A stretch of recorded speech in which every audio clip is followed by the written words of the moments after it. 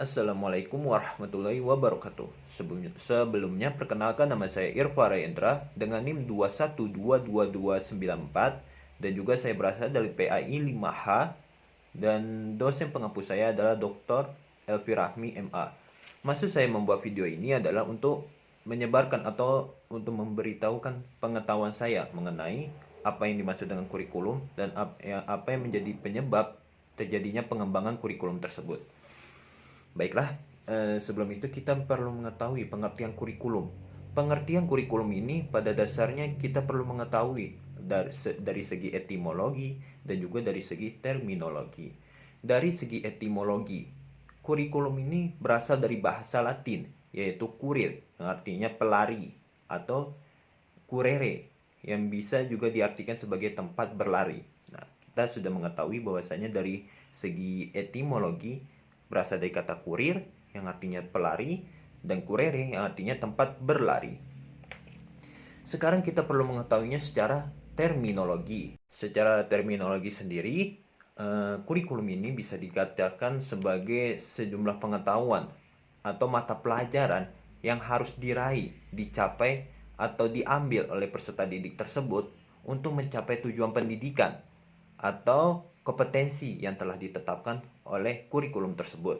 Jadi, kita dapat mengetahui bahwasannya yang dimaksud dengan kurikulum secara terminologi adalah sejumlah pengetahuan atau mata pelajaran yang harus ditempuh, diambil, dan diraih oleh peserta didik tersebut untuk mencapai tujuan pendidikan atau kompetensi yang telah ditetapkan oleh si kurikulum tersebut. Nah, inti dari pengertian kurikulum ini ada dua, yaitu mata pelajaran yang harus ditempuh. Mata pelajaran yang harus ditempuh peserta didik ini tujuannya apa? Yaitu untuk mencapai tujuan pendidikan, yaitu agar peserta didik tersebut mengetahui apa saja pesan-pesan yang disampaikan oleh pendidik kepada peserta didik, dan juga agar tujuan pendidikannya ini tercapai. Tujuan pendidikan yang dimaksud ini apa? Tujuan utamanya yaitu untuk memperoleh ijazah.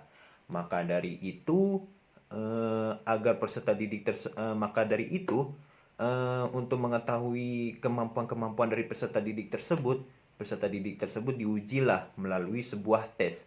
Apakah peserta didik tersebut mengetahui pembelajaran-pembelajaran disampaikan oleh pendidik tersebut atau tidak?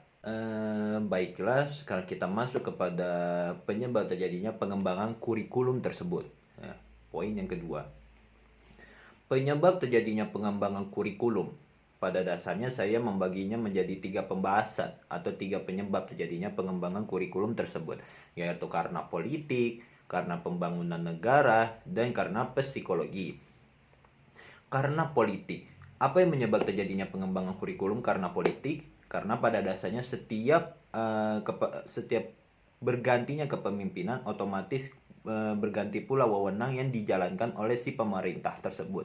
Sehingga inilah yang menjadi penyebab terjadinya pengembangan kurikulum, karena setiap kebijakan dari pemimpin ini kan berbeda-beda. Nah, itulah yang menjadi penyebab terjadinya pengembangan kurikulum tersebut. Dan yang kedua adalah pembangunan negara. Mengapa pembangunan negara juga menjadi penyebab terjadinya pengembangan kurikulum? Karena pada dasarnya kalau negara tersebut ingin menghasilkan sumber daya manusia yang berkualitas dan mampu bersaing dengan negara-negara lain, maka perlunya adanya kurikulum yang berkualitas, kurikulum yang mampu bersaing, atau kurikulum yang dimana negara tersebut dapat bersaing baik di zaman sekarang maupun di zaman yang akan datang. Maka dari itu perlunya adanya pengembangan kurikulum ini dengan tujuan agar negara tersebut menghasilkan sumber daya manusia yang berkualitas dan juga agar negara tersebut dapat bersaing dengan negara-negara lain baik di zaman sekarang maupun di zaman yang akan datang.